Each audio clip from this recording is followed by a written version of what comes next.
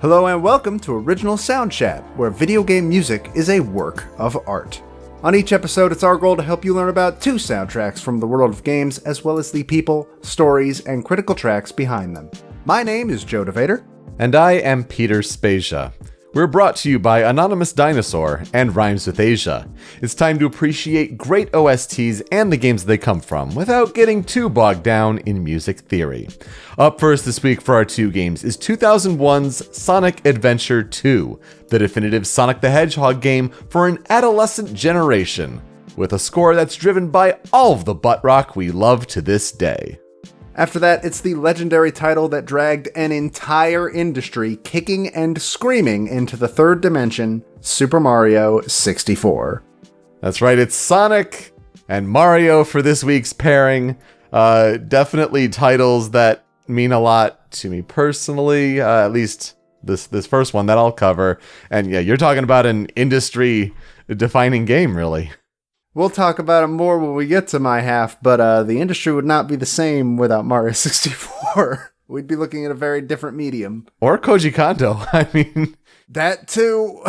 We've got some bangers of some composers to talk about today. So let's hit the ground running with some speed here as we talk about Sonic Adventure 2. Sonic Adventure 2 was released worldwide on June 23rd, 2001 for Sega Dreamcast. Now this was 10 years to the day from the original Sonic the Hedgehog's release date. So it was a 10-year anniversary, bang on there. Can I just point out? You mean how weird it is that we're talking about Dreamcast games in back-to-back weeks? Yeah, that's... Sometimes I forget the Dreamcast exists. Right. And so these two back-to-back reminders are a little odd. It is unusual, certainly. But then I think a lot of people our age remember this game for its GameCube iteration, which was an enhanced port called Sonic Adventure 2 Battle. And that was released in North America on GameCube on February 11th, 2002. So 8-ish months after the Dreamcast version. This was released a few months before in Japan and a few months after in Europe. And then Sonic Adventure 2 went and got an HD remaster on PS3, Xbox 360, and PC. And that was all released worldwide on October 2nd, 2012. So if you're still looking to play the game to this day, PC on Steam might be your best bet, to be honest, unless you still have a Dreamcast or a GameCube, or you still got your PS3 and 360 plugged in. Those would probably be the best ways to still play Sonic Adventure 2. Now, it's interesting to consider the release of Sonic Adventure before this, because Dreamcast wasn't on the market for very long, and yet Sega and Sonic Team, they pumped out two of these Sonic Adventure games. So Sonic Adventure released in Japan on December of 1998, and it was September of 99 in North America. So think of the turnaround here. When North America, September 99, Sonic Adventure launches. The next month, Sonic Adventure 2 is announced, and then it's given the full reveal at E3 2000, and then comes out mid-2001. So, I mean, pretty quick turnaround for these sequels. It was developed by Sonic Team USA and published by Sega.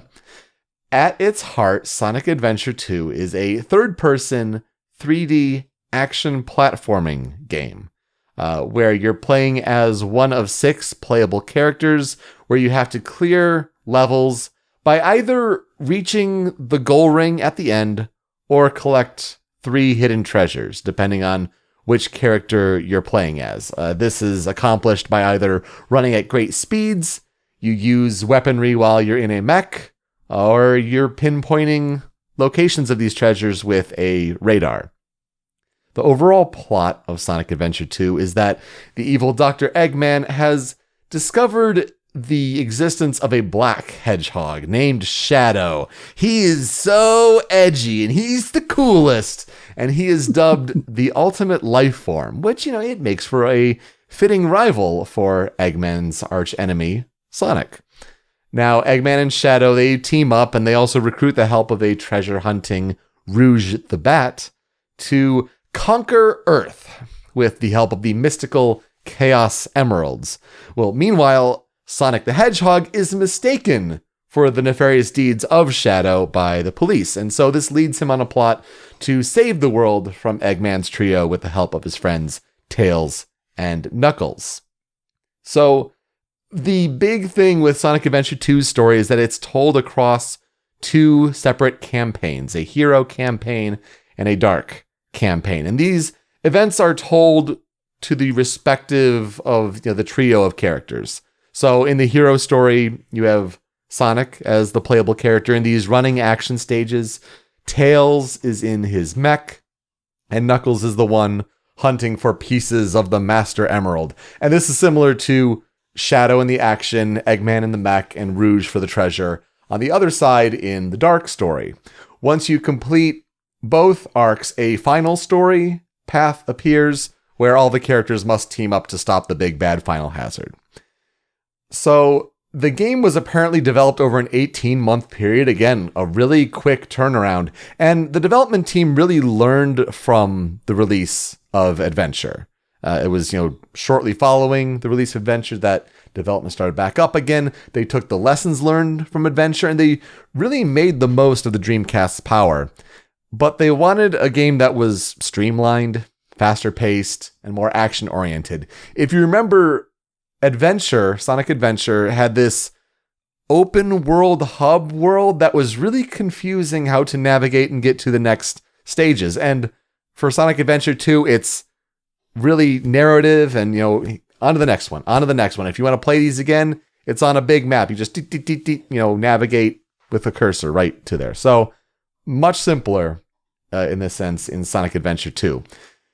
They really leaned into the fact that Sonic is seen from their perspective as more of a Western character necessarily than a Japanese character, because he's just got this energy. He's cool. He has this speed. It's more American in a sense. And because this game was developed by Sonic Team USA, they're based out of San Francisco, which makes for a clear inspiration when you're talking about the downhill streets of the first hero level City Escape. I mean, it's clearly inspired by San Francisco, and they're talking in behind the scenes videos about, they'd always get parking tickets, and destruction of cars was almost like got 'em. Like, it's kind of their way of catharsis to not pay these $30 parking tickets back in the days of 2001, 2002. They also visited apparently Yosemite National Park as a vacation for the team, and so the sites there helped inspire some of the more natural looking views there. When you talk about Sonic Adventure 2 Battle on the GameCube, there is a whole slew of differences, and a lot of these are minor things, but when I was kind of sifting through, I found it interesting that the character models were enhanced in Battle, the draw distance was greatly increased, but the lighting took an overall hit in quality, not as many shadows because there were just different shaders on the different console hardwares. There was only room for one. Yeah, exactly. For Rouge and Knuckles gameplays, specifically when you're hunting the treasure, if you play Sonic Adventure 2 Battle, you're familiar that when you get to the treasure, whether it's the shards of the emerald or the gate keys or whatever, you get really close and a red, little notification with a white exclamation point pops up. Is that not in the original? Was not there in the original. Oh, no. So a very good thing to add to Battle. Multiplayer was also overhauled, which makes sense when you add the subtitle of Battle. The Dreamcast version forced matchups between hero and dark characters, whereas on the GameCube Battle, you had this slew of characters, all unlocked from the beginning, that you could pick whatever combination you wanted to. Also, there was Big the Cat in the Dreamcast version of Sonic Adventure 2. He made cameos, small little cameos in every stage, even when I think one of them is when you're in Cityscape and you're being chased by the big truck and you run, right past him, essentially. He's like right there on the side of the screen. Taken out of GameCube Battle. He was also apparently a multiplayer character, and he was replaced in Battle by Dark Chow. And plus they also added 21 new stages. I mean, like the level 3 stages for all of the different versions of Sonic Adventure 2 Battle's multiplayer, those were the ones from Sonic Adventure 2. They just added a whole bunch more for all the different game types. So just a lot of, those are like kind of the top level big changes. And then this is kind of emulated in certain aspects with the Battle DLC in the HD remaster. It's like adding a lot of that multiplayer stuff in there. There was also the gameplay element of the Chow Garden. And, this is like a big addiction thing for a lot of people, or you could have just ignored it entirely.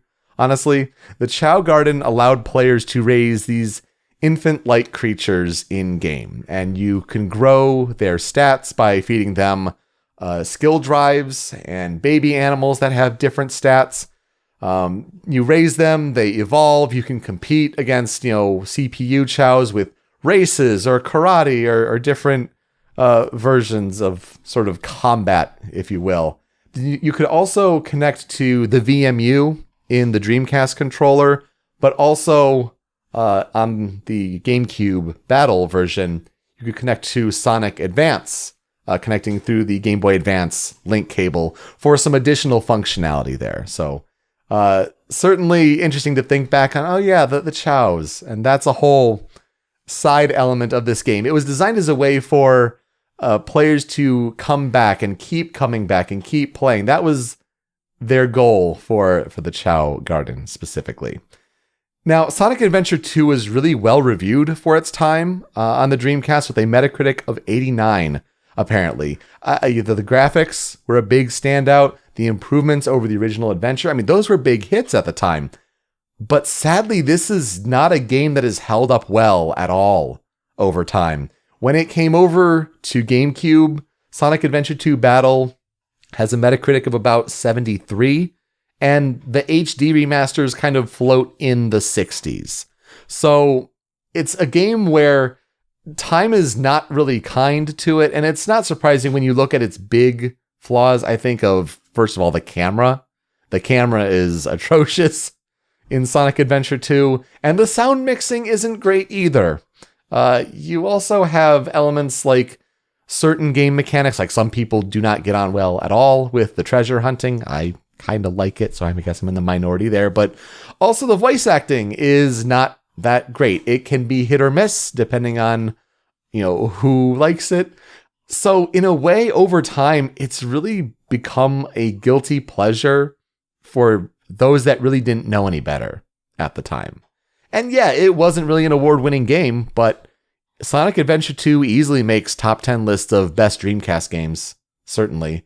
It even has a lasting legacy where Shadow and Rouge are continuing characters in the Sonic franchise. Shadow even got his own game. For better or for worse. Yeah, it was, for better or for worse, is a gun-heavy one in 2005 with Shadow the Hedgehog. And then Sonic Generations, the 20-year retrospective game, featured the City Escape level on the console version of the game. On the 3DS version of Sonic Generations, there was Radical Highway and the BioLizard boss battle, and then Shadow had a boss battle on both versions. So this is an important game in the Sonic sort of legacy, and a lot of people look back on it fondly. Joe, did you ever get around to ever playing Sonic Adventure 2? No. So when I was a kid, my Sonic fan friend had a Dreamcast, but he only owned Sonic Adventure 1. And so that's the one that I saw a lot of. I have never touched Sonic Adventure 2, but I've seen the bits and Generations that are from it. So, well, at least in the console version, I've never actually even seen footage of the 3DS version of Sonic Generations, to be fair. That game is an interesting version on 3DS. It's definitely different. Not as good, but it's passable. Yeah, Sonic Adventure 2, I don't know if it's interesting. If someone's like really interested to go back and try it, I highly recommend it. If like you're a Sonic the Hedgehog fan and you want to go back and try old games that you may have missed, who's going to stop you? You may have some reservations when you get around to that 2006 game. But 02, Sonic Adventure 2, it's a tough sell. Not gonna lie. You couldn't play it, you can get some enjoyment out of it, especially the City Escape level is, I think, one of the better first levels in all of gaming. It just has a great feel and energy to it, but it's a tough game if you go in it with fresh eyes. I mean, I have this big, nostalgia factor for it, and I can certainly see its flaws, of course. I mean, I'm a fan of Donkey Kong 64. Don't think I don't know how that feels. That's a very, very good point. Sonic Adventure 2 has a pretty memorable soundtrack. I was almost going to say legendary, but I can't say that word when you have your next game here.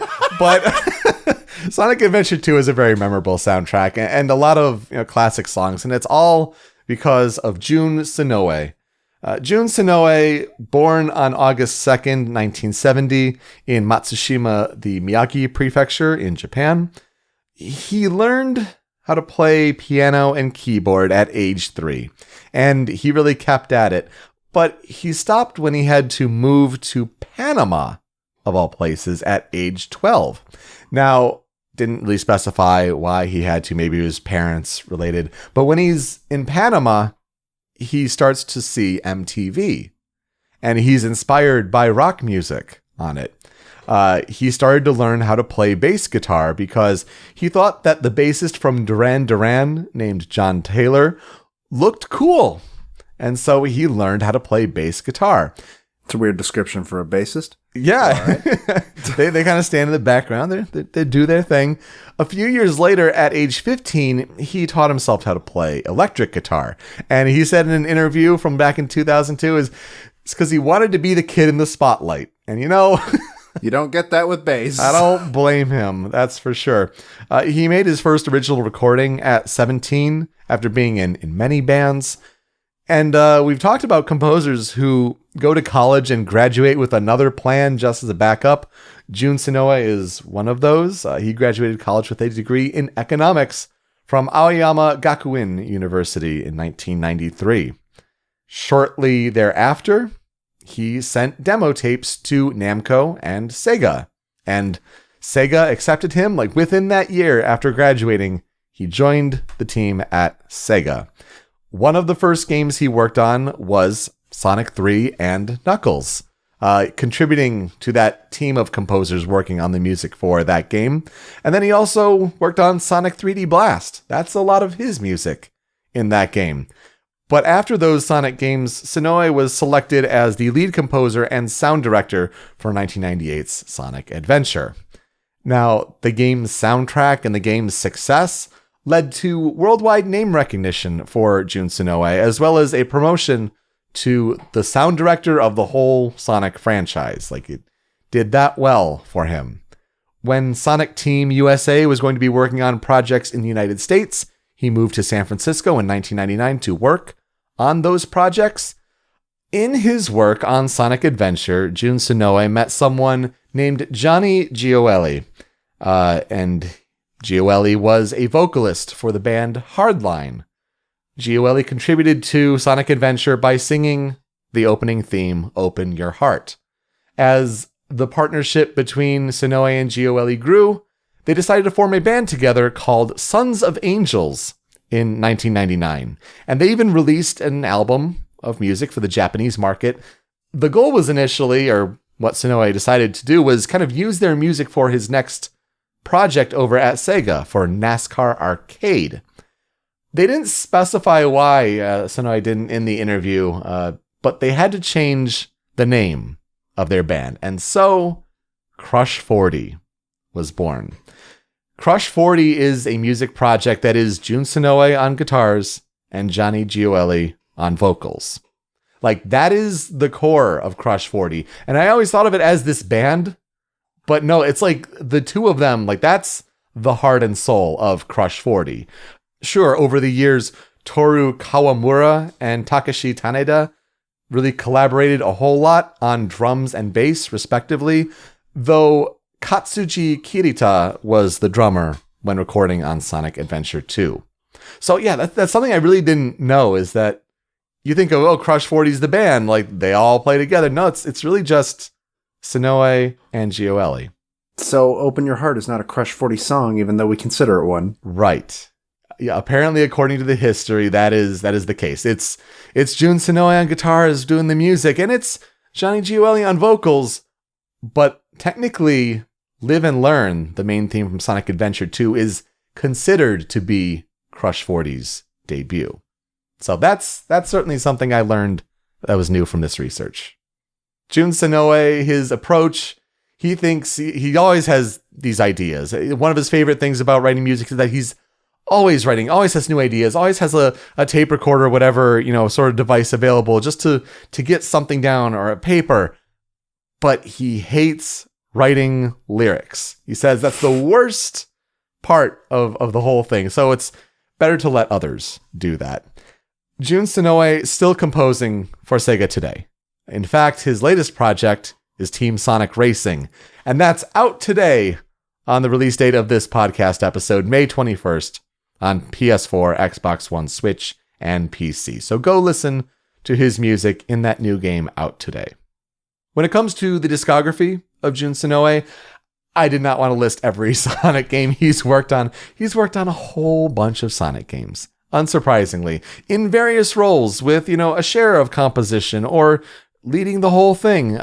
Check out the list for yourself. I mean, from, starting with Sonic 3 and Knuckles, nearly every Sonic project he's had a hand in some capacity. It's really remarkable. But he has worked on other things at Sega, such as Sega Rally 2006, Outrun 2 SP, and Dengeki Bunko Fighting Climax, again, having at least a share of the composition duties in those games.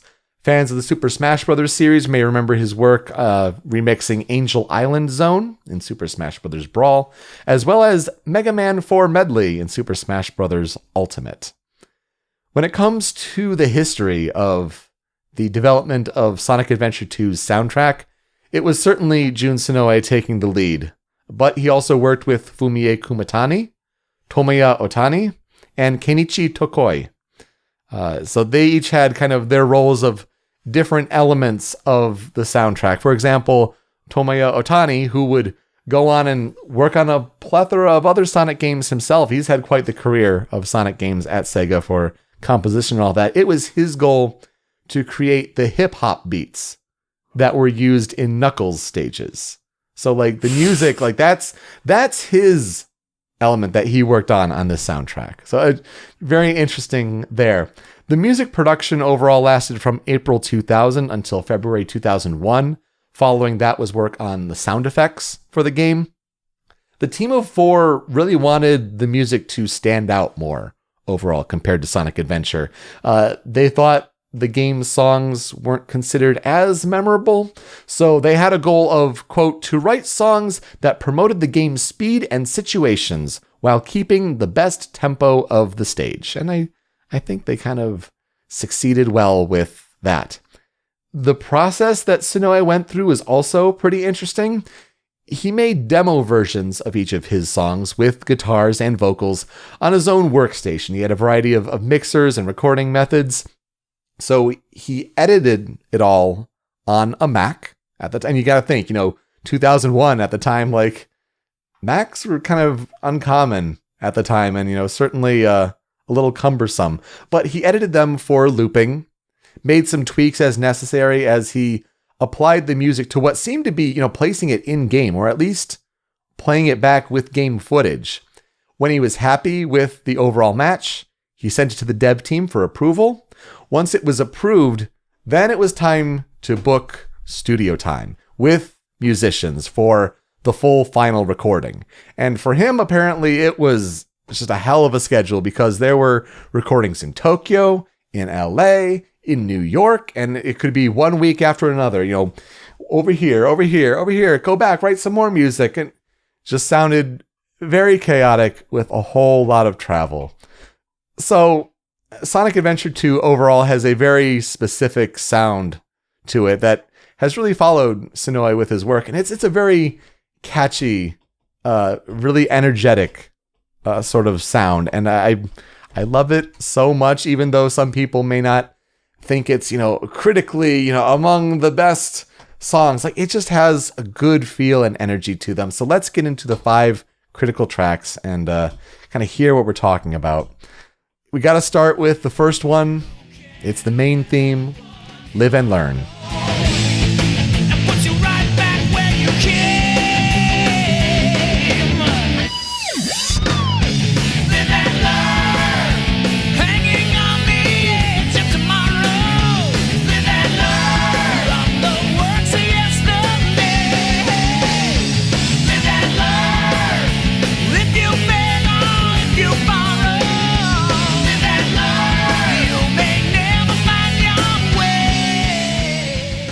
So when you talk about this song, would you say that you are hanging on the edge of tomorrow?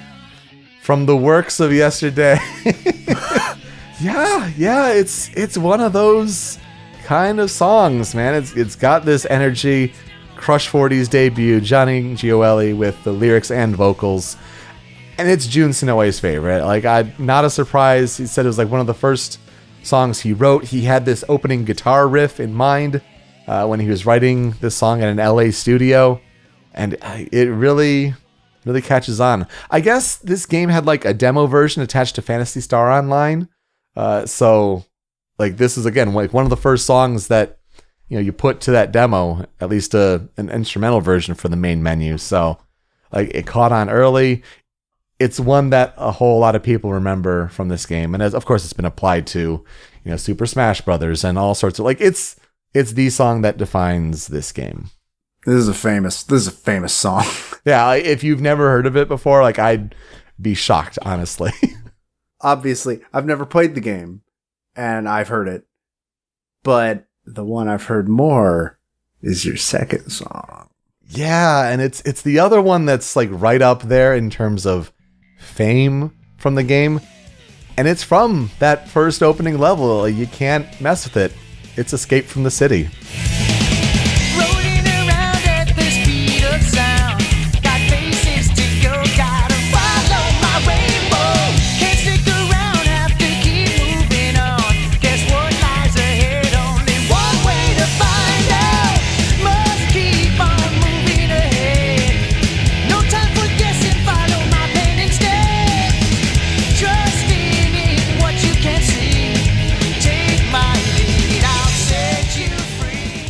So of course, the level City Escape, one of the best intro levels ever. Just this downhill skateboarding, snowboarding-ish in a way. You're going down the hills of San Francisco on a bit of metal that you broke off from a plane after Sonic's escaped from, military police. It's got this infectious energy. The lyrics and vocals are done by Ted Poley, so not Johnny Gioeli of Crush 40. Different vocalist altogether. And it's, if Senoue says, his favorite is Live and Learn, like, yeah, for him, this is number 2. Or they, battle for the top. Like, who could blame him? Like, this is another just great song from the game. And so memorable, so famous. I have vivid memories of one of the years we went to Youmacon. And I believe a video of this exists somewhere. You brought your guitar and the entire room sang Escape from the City. Can't stick around, have to keep moving on. There's what lies ahead, only one way to find out. Let's keep on moving ahead. Yeah, Live and Learn, Escape from the City, like 2 bullets. Like, had to be on here, can't mess with it, but what do I go with for the next 3 on the critical tracks? You got to throw in some of the rap. Like, you can't avoid the rap on the Sonic Adventure 2 soundtrack. And when we're talking about the best rap song on the soundtrack, we're talking A Ghost's Pumpkin Soup. I ain't gon' let it get to me, I'm just gon' creep down in Pumpkin Hill, I got to find my lost piece. I know that it's here, I can sense it in my feet. The great emerald's power allows me to feel. I can't see a thing, but it's around somewhere. I'm gonna hold my head, cause I have no fear. This probably seems crazy, a graveyard theory. Our ghosts try to approach me and got leery. Ask him a question and he vanished in a second. I'm walking through valleys, crying pumpkin in the alley. Didn't seem happy, but they sure tried to get me. While we were preparing for this episode, I asked specifically if this song was on your list, because if it wasn't, it was going on the cutting room floor, because I had to talk about the DK rap. Now, granted, this isn't as bad as the DK rap in any way, shape, or form. You bet your ass it's on the Critical 5. It was either that or Kick the Rock, Wild Canyons thing. But this is from Pumpkin Hill. You ready? So, as I mentioned before, composed by Tomoya Otani, and he was responsible for those hip-hop beats. This was his first project at Sega, believe it or not. He started with Sonic Adventure 2, making these hip-hop beats, and then, he goes on and, he's the main composer for Sonic Colors. So, he's gone on and done more Sonic games, but This was the starting point. And lyrics and vocals by Hunnid P. HUNNID hyphen P. Hunnid P for 100%. Good name. That's the MC who's doing your knuckles rapping in Sonic Adventure 2. You're welcome. He has a Twitter account. Go follow Hunnid P. Honestly, like, it's so good. I love, these songs so much because it's just, it fits Knuckles strangely so well. And you gotta have something different. You can't have the quote-unquote butt rock the whole time. For a different sort of style of gameplay, it changes it up wonderfully. And this one is so memorable because every goddamn Halloween, that video of the public access skeleton dance rolls around. And it pairs so well. It sure is. It's just so good. And then I was thinking of the lyrics in my head, and then it's just like, whenever you like say lyrics from a song, like it can come across weird, but then if you just think, and for this one in particular, it's like, I ain't gonna let it get to me. I'm just gonna creep down a Pumpkin Hill, I guess, to find my lost piece. I know that it's here. I can sense it in my feet. The great emerald's power allows me to feel. I can't see a thing, but it's around somewhere. I'm gonna hold my head because I have no fear. It probably seems crazy, a graveyard theory. A ghost tried to approach me. He got leery.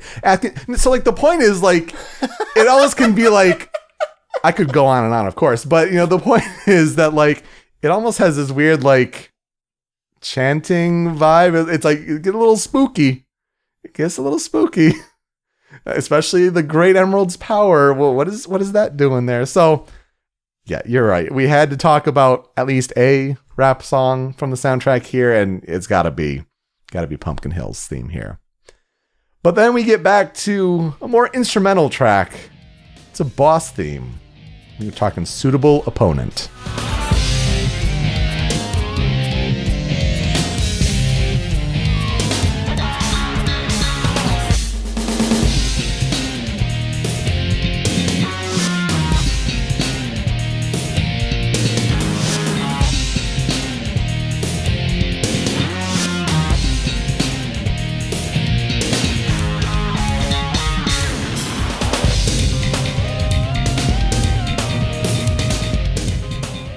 Now, these are for boss battles against Eggman, against Tails, but I think it's more known for when you face either Rouge or Knuckles, depending on your story path. There's just something about this song where, like, it isn't anything too special when you think about it. It's this dumb instrumental track that honestly takes these battles just way too seriously. But man, it gets you pumped up. Like, please, like, I want this, like, playing in my life unironically when I have, like, real life confrontations. It's just like, all right, let's go. It's on. And I get this dumb song playing in the background. Suitable Opponent is just, it's one of those, it's a quick loop, but it's got a good vibe to it. Sure. Yeah. Yeah, I'll take that one and call it a win. Then I have to wrap up the 5 critical tracks here with For True Story.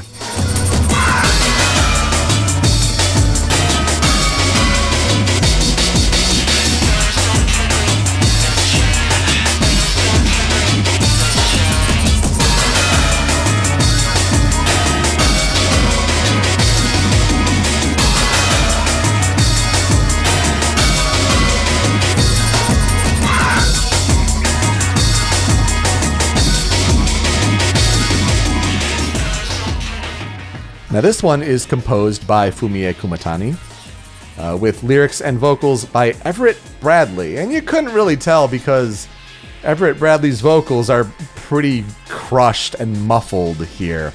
But this is the ultimate! I mean, it's the final battle against Shadow or Sonic, regardless. And I'll use your chaos control!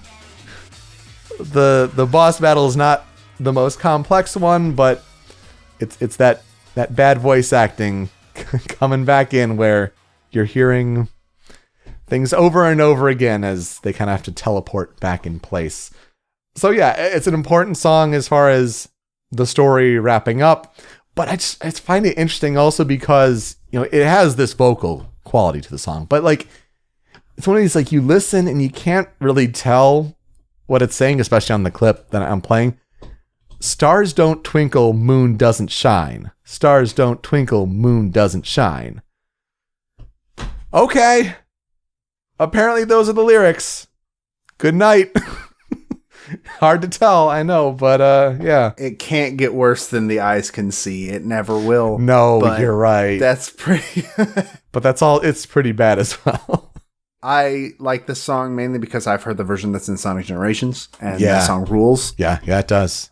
I mean, good version there, and the original is... I like the Generations version a little bit better. Oh, it amps up the bass a little bit more and has like the kind of cut-ins. Yeah, it's good. I mean, both great, certainly. If you ever want to play a really fun song on Audio Surf, Ooh, yeah. the Generations version of this song, really fun. Yeah, that'd be dope for sure. Tracks on my cutting room floor, I'll throw in Deep Inside Of.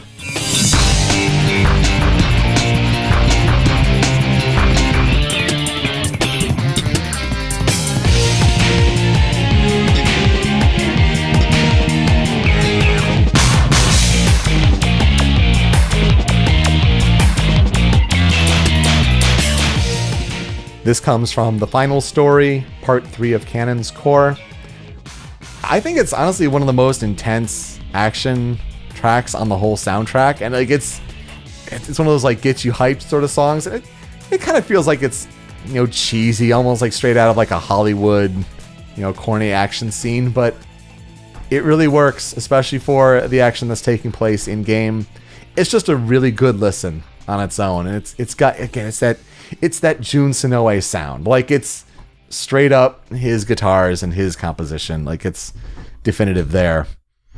I also have to throw in Eggman.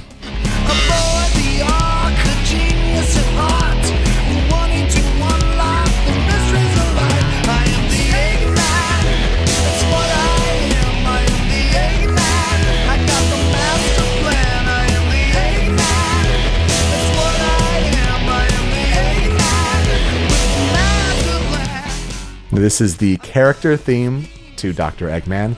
Lyrics and vocals by Paul Shortino. Man, this is a weird one. Supposedly Eggman singing about himself and how he'll show everyone, he'll show them the world. I remember one of my best friends at the time when I was 14 years old. I haven't even started high school yet. He goes and gets Sonic Adventure 2 Battle at launch, and we're playing through the game, and he's showing different aspects of it here and there. Come across this song, and I remember hearing it at the time. It's the dumbest thing, but it's actually secretly hype. It's just one of those songs, and I think it like defines the corniness. But when you're a young kid and you're playing games and you don't have much experience with games, like, oh man, this is cool. But in hindsight, it's like, oh, it's a little weird. Whatever you say, bud. Sure. It's my list and I'll pick it. You know what? That's fair. So what will I never forget about Sonic Adventure 2? Sonic Adventure 2 Battle was my favorite game of all time for longer than I'd care to admit. Like, it's up there, man. Like, this game really made an impact on me. And so when, a Sonic game is coming out this week and Jun Senoue is composing it, and we've got this show talking about games and game soundtracks, and we want to highlight Jun Senoue, for me, it's a no-brainer to talk about this one because, yeah, looking back on it compared to other games and how the game industry has kind of developed, Sonic Adventure 2 has a hard time holding up. But you know what? Back in those adolescent years, there's nothing like it, man. So to transition out, we talk about a fan cover on OC Remix on YouTube. And I think now's a good time to bring up Nate Wants to Battle. Nate Wants to Battle, Nathan Sharp, has a cover of Escape from the City, where it features Mando Pony, Andrew Stein, as well as the group Roll For It doing the instrumental cover of the song. It's really energetic, it's really catchy. I hope you enjoy it. We'll be right back.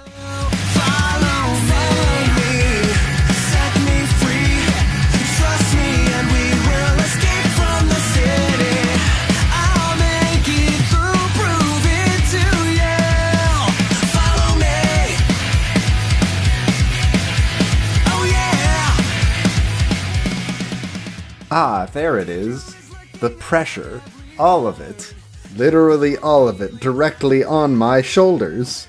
Are you ready to talk about one of the most important Nintendo games of all time and one of the most important Nintendo composers of all time? I am not, but let's do it anyways. Whee! Let's talk about Super Mario 64. It was released as a launch title for the Nintendo 64 in June of 1996 in Japan, with an American release following in September that same year, and in March the following year in Europe. It is one of the most influential games of all time. Mm-hmm. There may have been some really bad 3D games that came out before Mario 64. It was far from being the first 3D game. But Nintendo, in making Mario 64, raised the bar so hard that 3D became the industry standard for years, for better or for worse. And they did it so well, too. I mean, just so many techniques with the camera, especially. I think a lot of people compare, Crash Bandicoot on PlayStation, a game that launched after Mario 64, but Mario 64 does some great things with its camera that's just well ahead of its time. Oh yeah, we're going to get into some of that. Don't you worry. So, the original concept for a 3D Mario platformer had come to Miyamoto several years before its release while he was working on the original Star Fox for the Super Nintendo. And for a while, that concept was going to be on the SNES. That was his plan. It was going to use the Super FX chip, and the title he wanted to give it was Super Mario FX, again, because of the Super FX chip. Most people close to development say that Super Mario FX never actually entered development at any point, and in fact, the codename Super Mario FX was actually just for the Super FX chip itself. So, differing reports there, but I saw both of those things. He eventually moved his concept to the N64, not because it was a stronger system, as you might think would be the reason, but because the controller had more buttons on it. I have a visual aid for the video viewers. If you've never seen a Nintendo 64 controller, here it is. It's the worst controller Nintendo has ever made.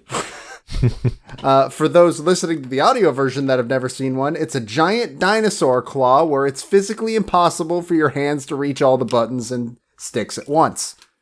It's a bad controller, but he's not wrong. It did have more buttons.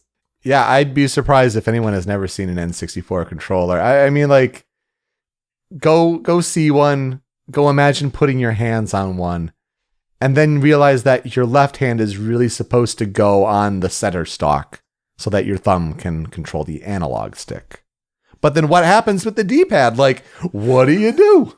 Like, you physically can't use the D-pad and the control stick at the same time. Mm-hmm. It's actually impossible with this design. I still maintain that the Dreamcast is an even worse controller, but the 64 gives it a run for its money. According to Jez Son of Argonaut Software, which is one of the studios that was involved with making Star Fox, Mario 64 was partially inspired by a canceled prototype of a Yoshi platformer that would eventually be reworked into Croc Legend of the Gobbos, and I don't believe them. I kind of feel like I've heard that before, though. I know that Croc, it's confirmed that Croc was originally supposed to be a Yoshi game. I know that for sure. That is true. I don't believe them when they say, like, yeah, Mario 64 got a lot of inspiration from our thing. No, sorry, I don't believe you. That's maybe. I don't know. I wasn't in the room. But I err on the side of doubting that. The game's actual development took around 3 years. 1 year spent getting the design concepts all fleshed out, and 2 years spent actually making the game. And according to one of the programmers, the team was about 15 people. Man, that was a different time for the games industry. It sure was. Like, you think about that compared to the size of the team for Mario Odyssey. Like, wow. I should have gone to grab a number for that because I'm sure it's in the hundreds. It's got to be more than 100, maybe close to 200 for Odyssey. It's big. Like, and then you're sitting here telling me Mario 64, 15 people. Jeez. So they started with the camera, and it took them months to figure out where they were going to put it. Originally, the camera was just going to be an isometric view, and the game was just going to be a linear game that looked very similar to Square's Super Mario RPG for the Super Nintendo. But eventually they settled on, all right, no, free roaming 3D gameplay. We gotta get this figured out.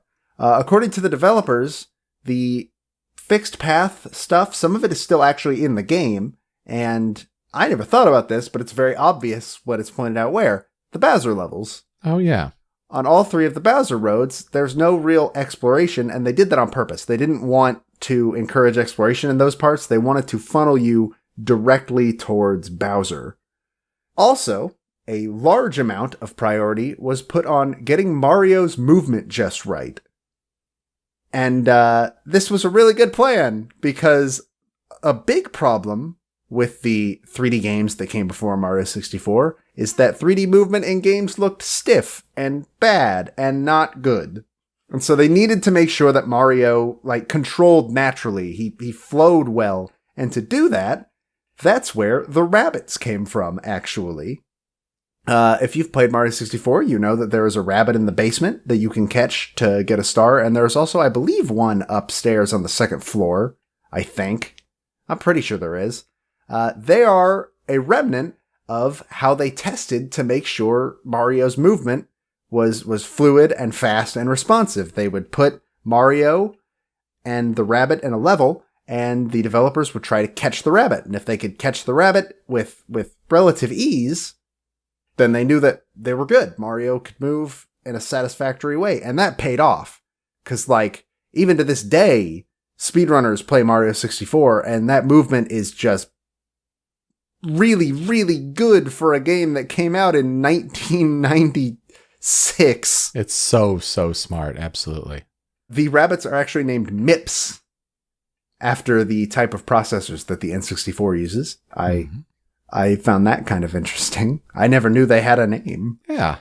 The game was also originally supposed to have split-screen co-op, with one player taking control of Mario and the other taking control of Luigi, and both players being placed on different areas of the castle and playing through the game in a cooperative manner together.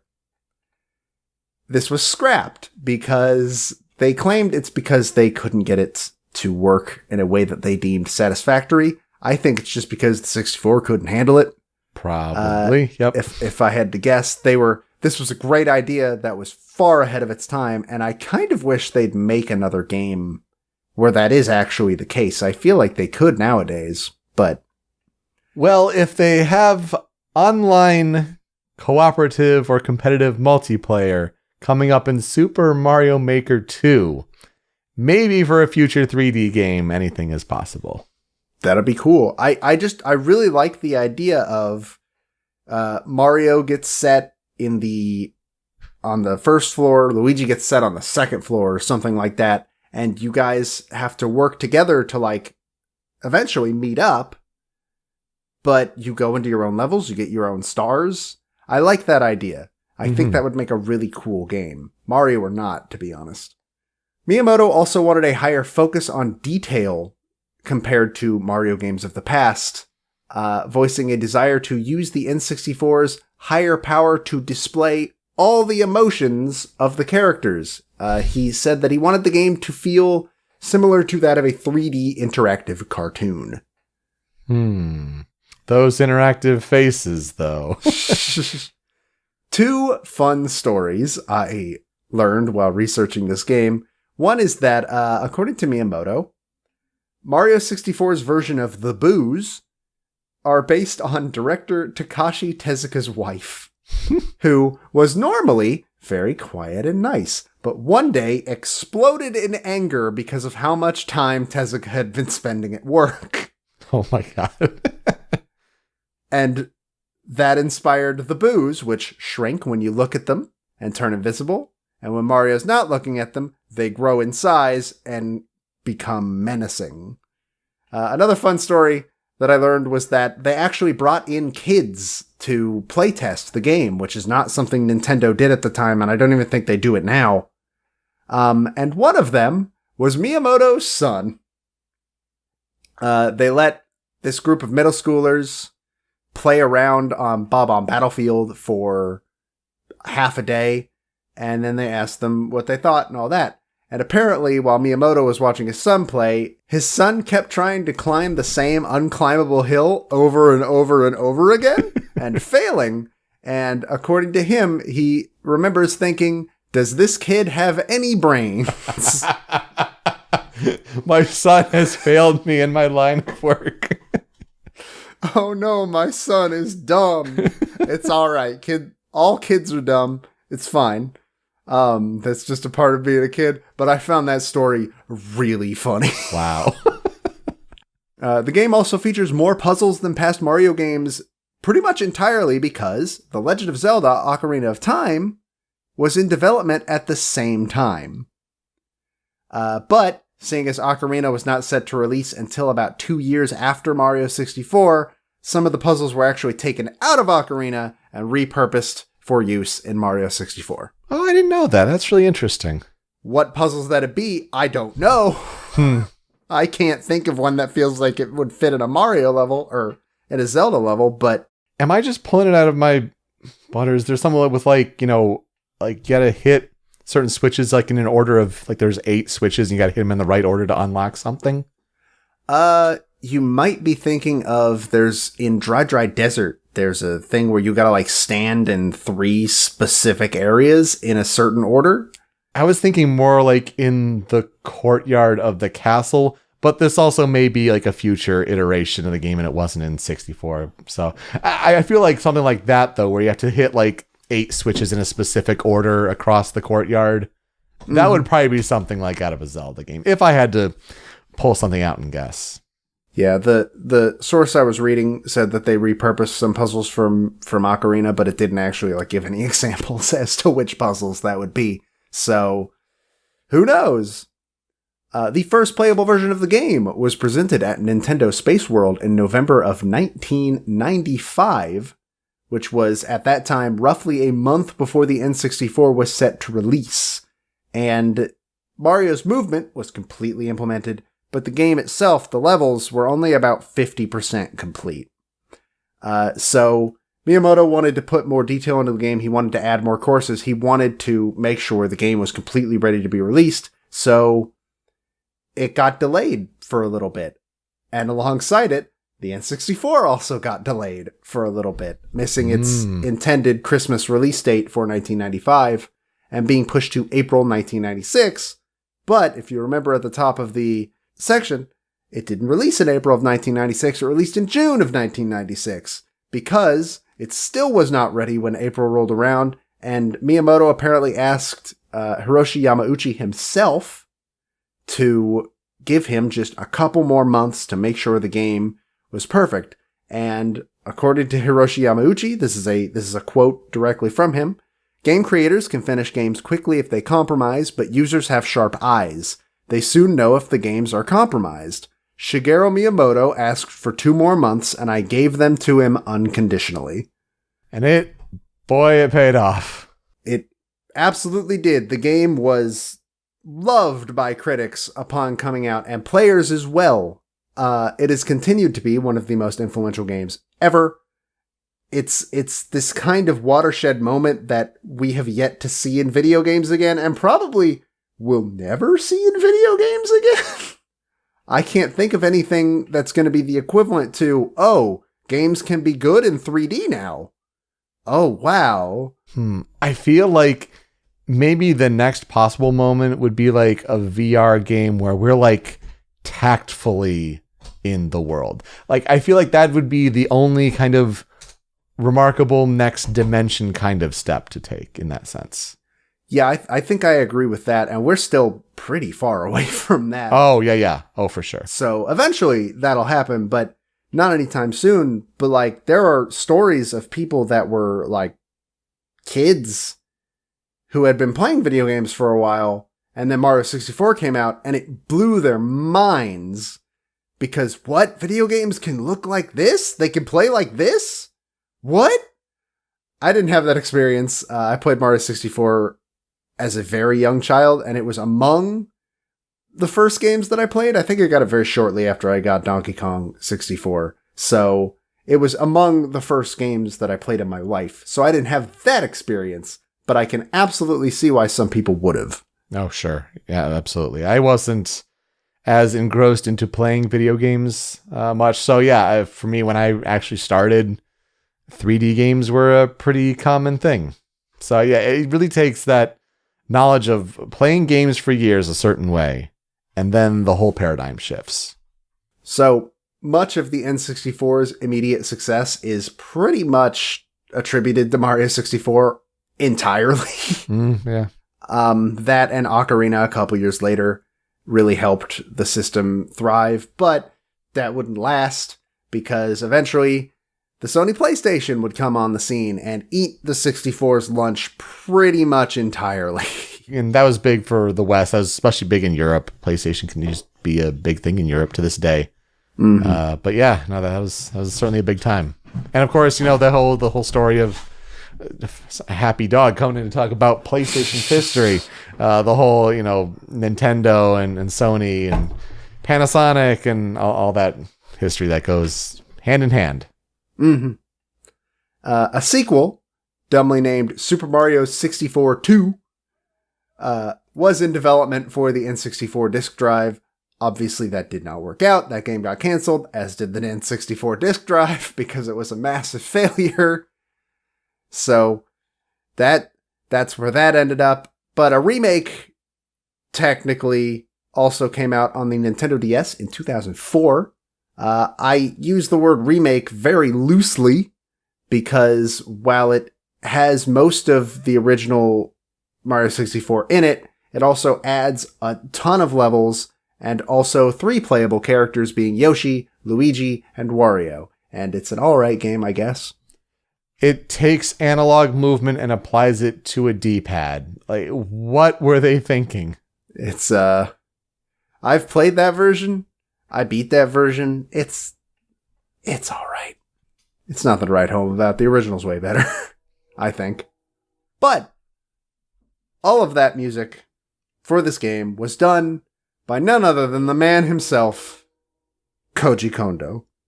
Koji Kondo was born in Nagoya in the Aichi Prefecture of Japan on August 13th, 1961. At age 5, he began to take lessons on the electric organ. And look, is this just a Japanese thing? This is the third composer I've talked about that started on the electric organ specifically at age 5. Is this just a Japanese thing? Americans have the recorder. Maybe Japanese students have electric organ. Maybe, because that's Yu Miyake, Hideki Naganuma, and now Koji Kondo. All started on the electric organ. What is happening? He stuck with this instrument up to his second year of high school.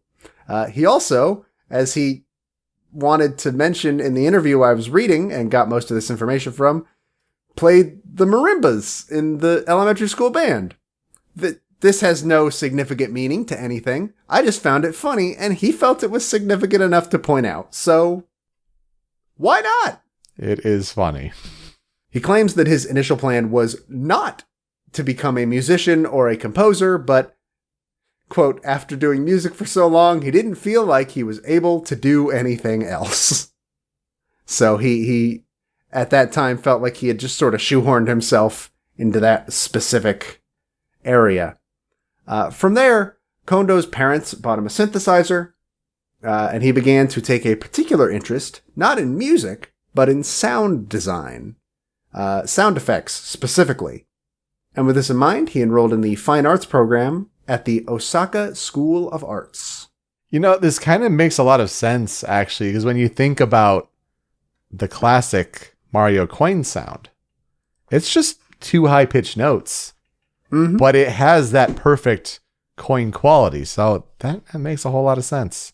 He also, in one of the interviews I was reading, told a story about how, I think Miyamoto asked him, hey, we need a sound that plays when Mario jumps. He was like, what? A sound doesn't play when you jump in real life. Why would you? I mean, all right. And he made one of the most iconic jump sounds that's ever existed. Yeah, he sure did. Near the end of his time at school, Nintendo actually started putting up recruitment ads at the school. Apparently, this was a thing that companies did very often at the school he was going to, but this was the first year that Nintendo themselves had done it. And his friend noticed this ad and said, hey, Kondo, this would be a really good fit for you. And he looked at the ad and said, hey, you're right.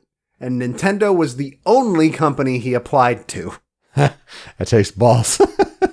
And he got the job without having to send in a single demo tape. Wow.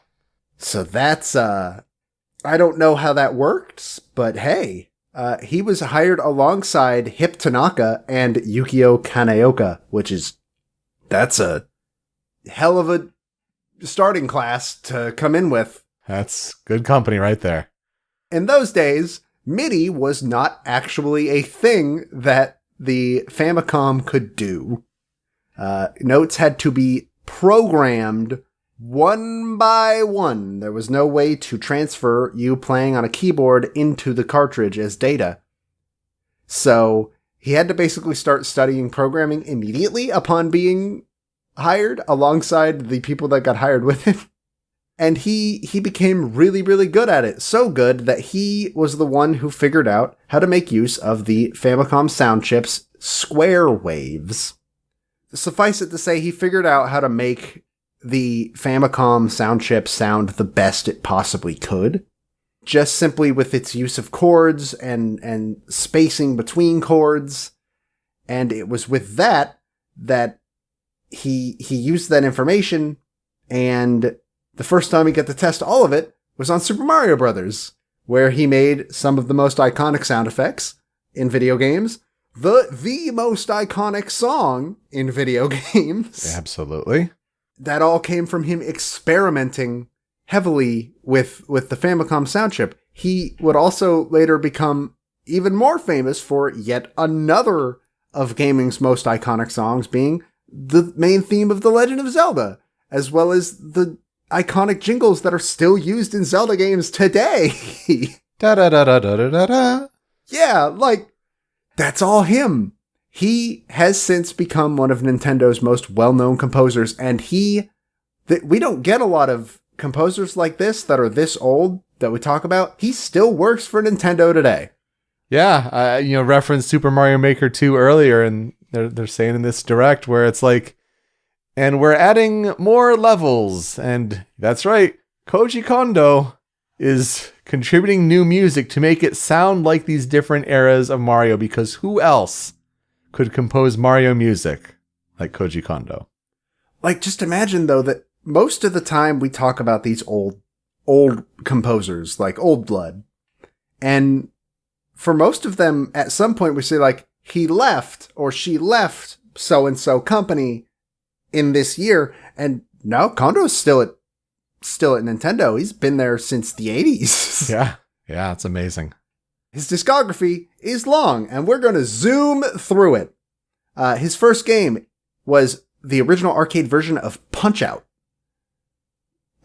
He also worked on Devil World with Akito Nakatsuka, the mysterious Murasame Castle, Shin Onigashima. He did programming for the music in Pilot Wings while also writing the helicopter theme.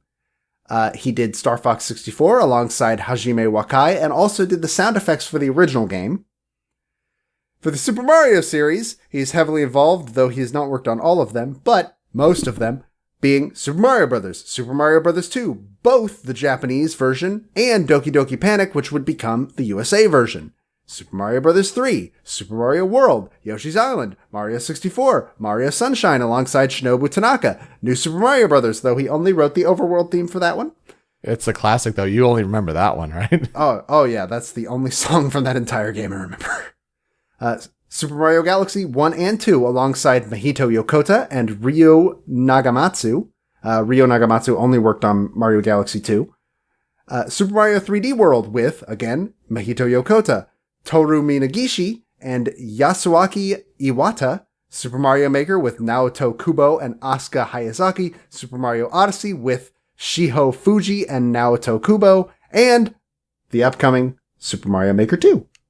And like that just goes to show like how many other, a lot of those names are notable for being Nintendo composers, certainly. But it's like how many others have come in and he's still there. He's still kicking. Mm-hmm. And then you've got the Legend of Zelda series, which he has worked on significantly fewer of those. The original Legend of Zelda, Link to the Past, Ocarina of Time, Majora's Mask alongside Toru Minagishi, Wind Waker alongside Kenta Nagata, Hajime Wakai, and Toru Minagishi, Four Swords Adventure alongside Asuka Ota, and he wrote the prologue theme for Skyward Sword. He has also been involved in all three of the past Super Smash Bros. Games, Brawl, 3DS/Wii U, and Ultimate, and he has been credited in a supporting role for so many games that we will actually be here for an hour if I try to list all of them. Needless to say, all big hitters and a long list. I mean, it's no surprise when we talk about like the most important composers that we're going to talk about on this show. Koji Kondo, clearly one of them. He is a big deal. He is possibly the biggest deal in video game music, even to this day, even now. Like when I remember hearing about Dancing with the Stars, that show that sure exists, they did a video game themed night, and one of the dances was to a remix of the Super Mario Bros. Theme that they went to Koji Kondo himself to compose for them. Huh. There are people in American television going to him to make versions of music. He's a huge deal. As for the historical development of the actual music and stuff in Mario 64, a quick side note that's not really related to the music, but is related to the sound design in the game. This is one of the first games to feature Charles Martinet as the voice of Mario. It's not the first. I think he was in like a couple of edutainment games before that. But this game is definitely the reason why Charles Martinet is the voice of Mario now. I mean, when everyone when they think of Mario's voice and they do it's me, Mario. It's like, it's this game, man. Yeah. This is the game that made Martinet Mario. But Princess Peach is also voiced in this game at the beginning and end. And she is voiced by Leslie Swan, who was, at the time, the senior editor of Nintendo Power. Which I didn't know. That's really cool. Mm-hmm. It's very hard to find specific information on Mario 64 because, again, this man's worked on 100 games. And finding information on just one of them is impossible. But I was surprisingly able to find like a couple little blurbs about it. One being that working on the N64 for him was a way, way different experience than working on the SNES or the Famicom/NES, because for the first time, he was not the one in charge of all the sound. He instead was just in charge of the music. And that was a new experience for him. And he was also working on Ocarina of Time at the same time. Because again, the games were in development simultaneously. He was the composer for both. And he wanted to avoid overlap between the musical styles of the two games. So to do this, he aimed for Mario 64 to have music that was happy, rhythmical, and with melodies that are easy to remember. Can you just think about that, though? Like, listeners at home, think about that. The kind of creativity that it takes to compose soundtracks to two of the most memorable games of all time, the soundtracks up there as the most memorable soundtracks, simultaneously having to do that. That is remarkable. I can't imagine that kind of... I mean, obviously, to him, it probably wasn't all that much pressure. I mean, they didn't know that these games were going to be, like, historical landmark games. To him, it was Tuesday. Yeah, like, this was just his job. But, like, looking back on it, I can't imagine. Also, it was Kondo's idea to drop the traditional jump noise that had been a part of the Mario series since the start, suggesting instead that Mario should just shout something when he jumps. It was also his idea to randomize what shout plays when Mario jumps in order to keep players from getting bored by just hearing the same wah over and over again. Thank you. That's such a small thing that you don't even think about until, like, it happens. Like, I could make a game and not even think about the fact that, oh, you know what? If the player, like, says something when they jump, they're going to be jumping a lot. Maybe they'd want to hear something different every time. It's just such a small detail. But it's so important now that I think about it. And that's why he's Koji Kondo. Sure is. All right, we've talked for long enough. Let's get to the 5 critical tracks, shall we? First one, because I can't start with any other, let's talk about Bob-omb Battlefield.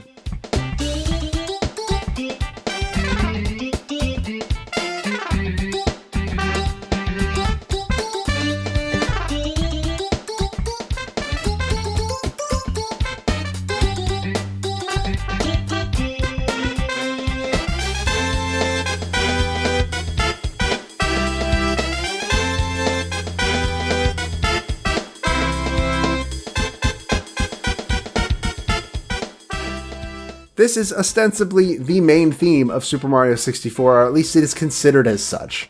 It's sometimes titled that way too, Super Mario 64 main theme. Yeah. And I would say it's probably stuck in a 3-way tie for being the most iconic song to come out of this game. And the other 3 obviously are on this list later down. But this one is very memorable. A lot of people remember it because it is the music for the first 2 levels, being Bob-omb Battlefield and Whomp's Fortress. It's used in other levels. Telltale Mountain uses it. I think Tiny Huge Island uses it, but I hate that level, so I don't remember. It's used in memes with Terry Crews. It sure is. That's right. In a can. Yeah, dude. What? 16 hours of VO blocking power. But it's just a really memorable piece. And it got a jazz remix, actually, years later in Mario Galaxy 2 as the music for Throwback Galaxy, which was itself a recreation of Whomp's Fortress in Mario Galaxy, which is the best level in that game, by the way. In Galaxy 2, I don't mean Whomp's Fortress is the best level in Mario 64, though it's up there.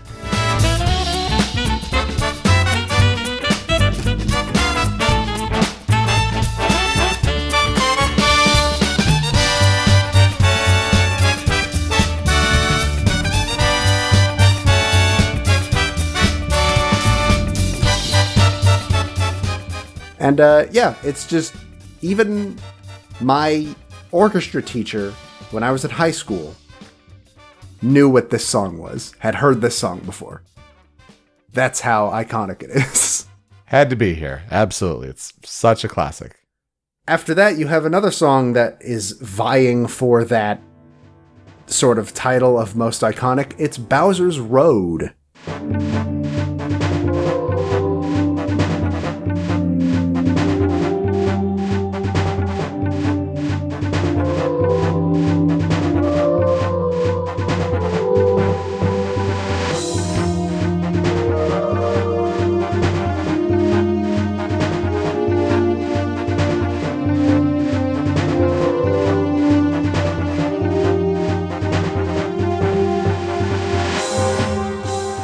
This song has been reused in so many like future Mario games that came after this. Galaxy, most notably, it's been used in both Galaxies. I think it's in Sunshine, but I've never actually played Sunshine, so don't quote me on that. But it's just one of those songs that pops up a lot, and for good reason. It's this fantastically sinister song that plays when you are on your way to go fight Bowser through the linear levels that we talked about earlier. For me, a big part of it is the bongo. I think they're bongos. They sound like bongos, at least. Mm-hmm. And you don't think of bongos when you're like, what sounds sinister? What's an instrument that's going to sound threatening? I know, the bongo drums. That's just not a thought that comes to mind. But hey, they pull it off real well. Yeah, the rhythm this has as the undercurrent really just helps the whole idea of driving towards the boss battle. Like, keep moving. Yeah, it's this tension that's like, you gotta head forward. After that, we have one of my favorite songs in the game, though not my favorite, Bowser's Theme.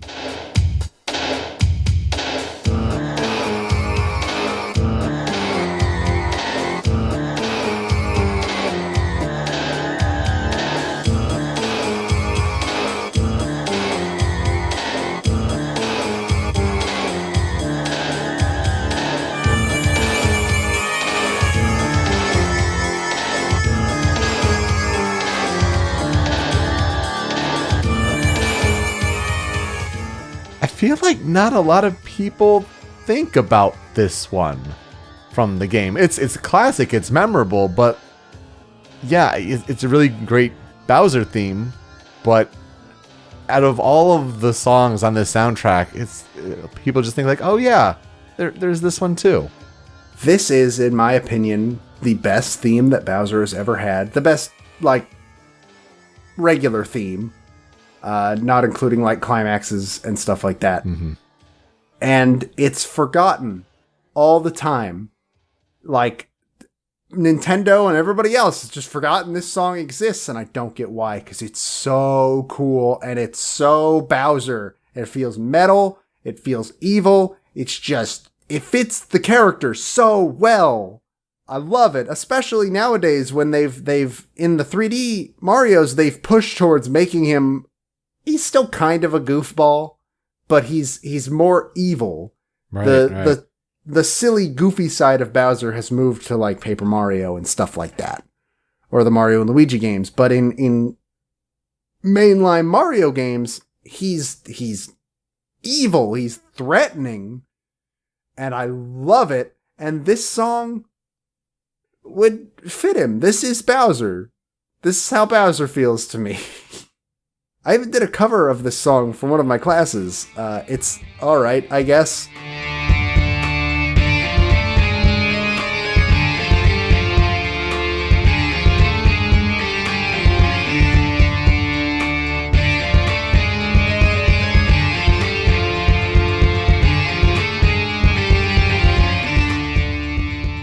I like it, but I wish I could have gotten a heavier kick for the back, because that's part of what makes this song really, really good.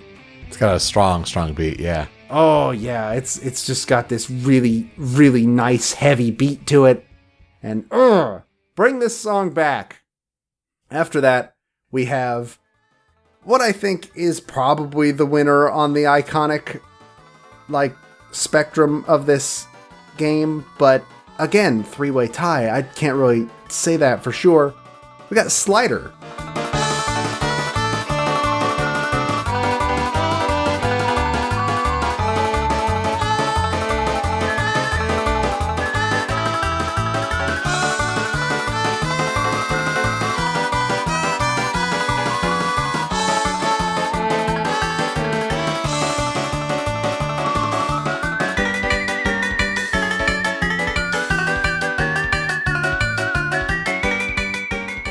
Everybody knows this song. Oh, yeah. This song's been used so many times in different Mario games as well. I would be willing to bet that Slider has been used as often as the original Super Mario Bros. Theme at this point.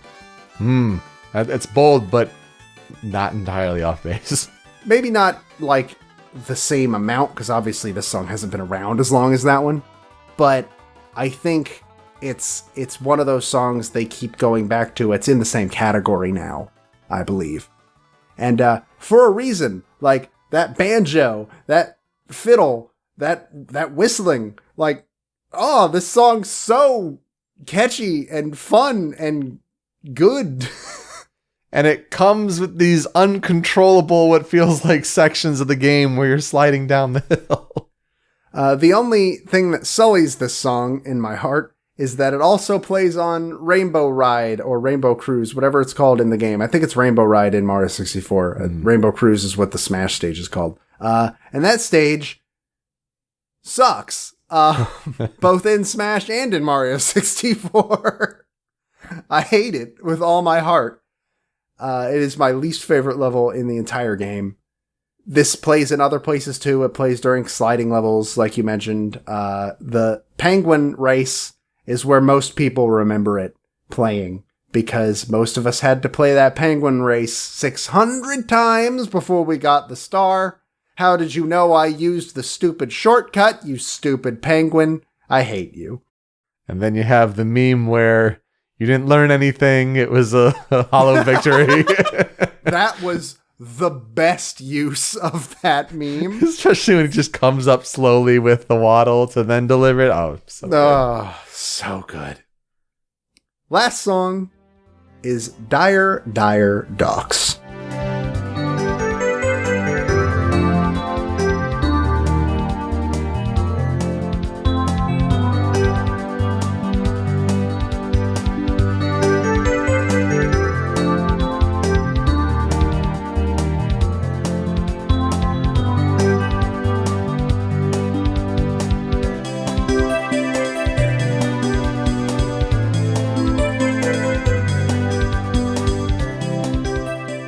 Of course it is. You gotta mention this one. This is my favorite song on the soundtrack. Yeah. It is so peaceful. It is so serene. And then it starts to get a little bit of intensity as the drums come in. The levels this plays on might be stressful and not very good, because water levels very rarely are. But this song almost makes going to those levels worth it, I want to say. Obviously, the first time you hear the song is not in Dire Dire Docks. It's in Jolly Roger Bay, which is the level that I really associate it with harder than with Dire Dire Docks, because I barely ever remember that level exists half the time. But this song makes going to those not good levels completely worth it. And it's one of the most relaxing pieces of video games ever, in my opinion. Absolutely. And yeah, for a water level, which not a lot of people have fond memories of, like, this is that third of three. Yeah. And that eel. That eel. Well, and then also, like, when you're underwater and it, like, has the kind of muffled sound to it. It's just like, it's so smart. Yeah. There's just so much about this song that I really, really love. There are remixes of this song. I've heard ones that use, like, Celtic flutes that are just some of the stuff that has come out of this song. This is my favorite song in the game. Smooth McGroove's take. Yeah, just amazing. Oh, yeah. Now, as for songs on the cutting room floor, we each have one. Though, to be fair, I would have put yours on if I had been home at the time. So, don't think you got one up on me. I don't know. Mine is Snow Mountain.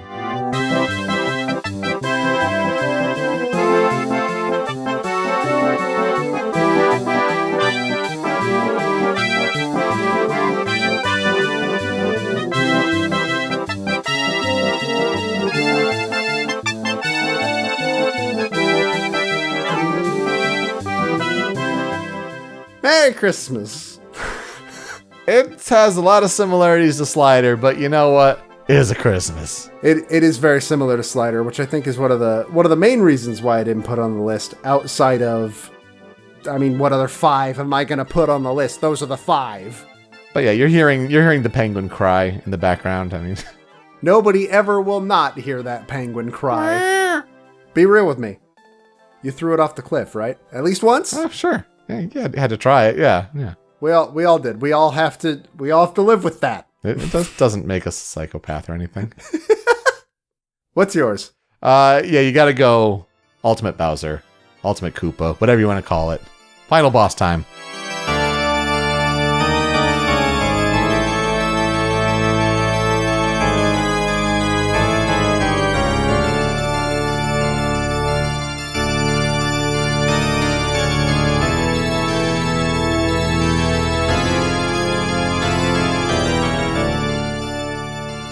Again, a forgotten Bowser theme, and one of the better Bowser themes we've ever had. Oh, that organ. That's incredible. I know, like, that theme comes into play with, I think it's Bowser's theme. It's one of the instruments in there. Yeah, it comes just back into this heavy organ, but its place in the game, it's just incredible. So good. Yeah, I would agree with that. So what will I never forget about Super Mario 64? I mean, I've already talked all about how it completely changed the face of an entire industry. It made 3D games seem like a more viable option, turned them into what we know today, blah, blah, blah, blah, blah. But what I'm actually going to say here is that every level past the first floor sucks. All of them. Except for Tall Tall Mountain. And you can fight me on that. It's definitely a game that starts stronger. You're right. Snowman's Land? Bad. Rainbow Cruise? Bad. Tiny Huge Island? Bad. Tick-Tock Clock? Bad. The lava level, Lethal Lava Land? Oh, I like that level. That's in the basement. Oh, okay. But also, Lethal Lava Land has one giant flaw in it, and that's the inside of the volcano. Bad.